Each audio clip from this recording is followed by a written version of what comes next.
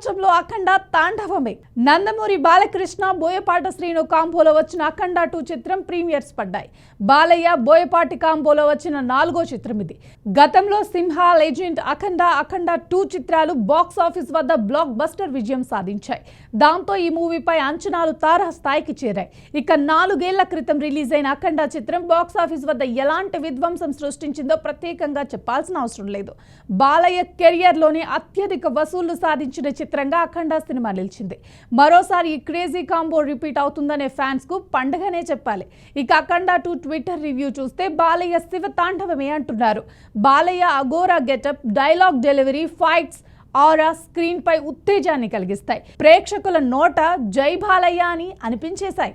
ఇక ముఖ్యంగా అఖండ 2లో ఇంట్రొడక్షన్ సీన్స్, ఇంటర్వెల్ బ్యాంగ్ ఓ రేంజ్ లో ఉంది. అలాగే ప్రీ క్లైమాక్స్ కు థియేటర్లు బద్దలవటం ఖాయమని నెటిజన్లు కామెంట్స్ చేస్తున్నారు.